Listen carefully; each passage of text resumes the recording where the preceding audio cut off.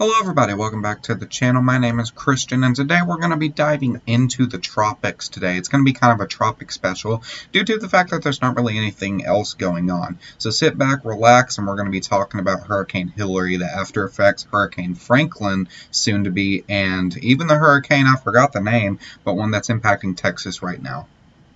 And here are some pictures from Hurricane Hilary in itself. Right here we got flooding through major roadways. This is in Baja, California.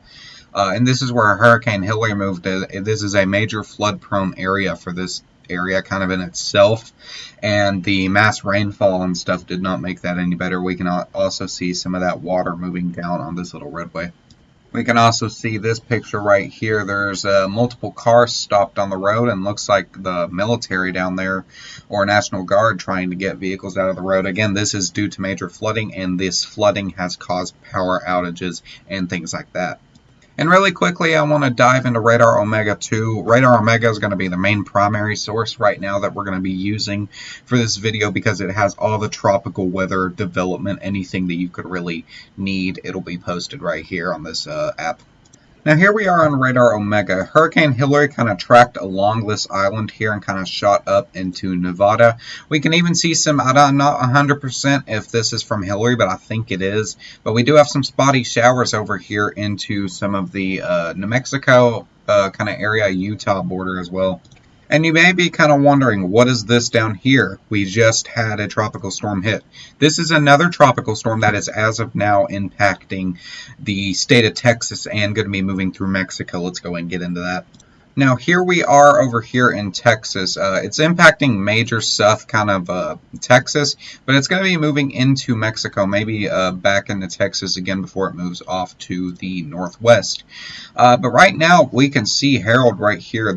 It's a not crazy strong rain, but it's going to have those flooding concerns. And right now, the radar isn't capturing it.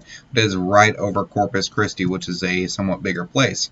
Uvalde, San Antonio, some of those places that are more well-known will be getting some of these storms as well. And even some storms up here into Austin, again, from this cell. We did have some tornado warnings through the morning hours too into like 10, 11 noon.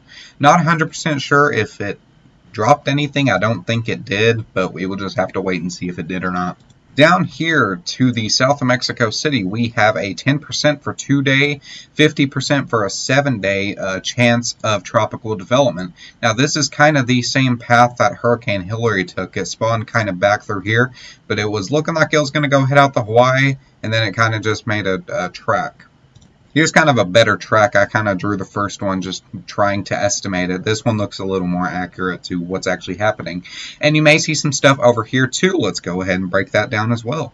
We have a 10 to 30% chance of tropical development in the North Atlantic Ocean. This is the yellow one.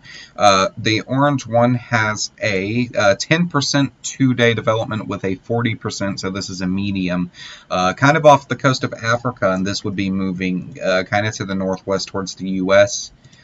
These two aren't a main concern right now. They're not high threats or anything like that. We do have this little boy over here. His name is Gert. He's going to be dying off literally any moment. He kind of spawned back here.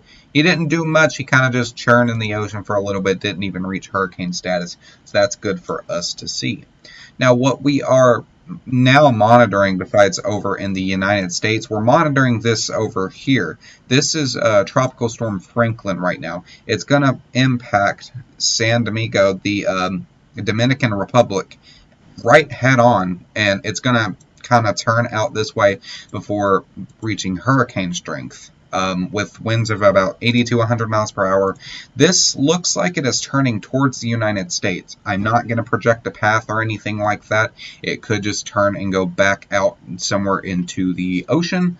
We're going to continue to monitor this, and I will update it as needed, but right now it was turning this way. It is looking like it's making a turn back and could possibly impact if it either goes north, some areas of New York and the England states, and if it goes any further this way, we could have Virginia, Kentucky, North, South Carolina in this as well.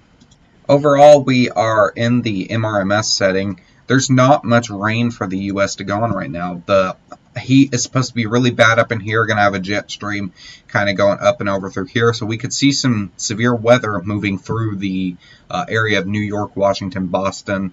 But right now, there's not really anything. We can look at the National Weather Service profile as well. Spotty showers again, I think, from her remnants of Hillary over here on the western coast, and some storms in Seattle. But overall, there's not much to go on right now, severe weather-wise. Here's your 3-day 2 right now. Again, all we can see is marginal risk. I will zoom into this one since my webcam is blocking it. But again, it's mostly just tornado potentials, the 2%, but wind and hail, it's not out of it. They're kind of just random, just kind of everywhere threats. We can look at the other two too. And here's what we're seeing for day 2. Tornado threat through Wisconsin, as well as a wind and hail threat for the marginal risk areas. Day 3 is also a 5% probability.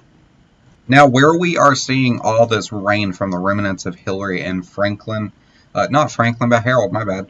We do have a slight risk for excessive rainfall down here in Texas and Mexico, as well as the slight risk up through Washington and Idaho, and down here through the Utah-Arizona border as well. So we're going to be seeing, again, those isolated flooding threats, things like that, power outages and whatnot. And that's about all I have for you guys today. I was planning to do some things related to heat, but I'm just going to keep this a kind of a hurricane tropical storm special. I may do something like that in the future if anything doesn't get better severe weather-wise. Thank you guys so much for watching, and I will see you guys in the next video.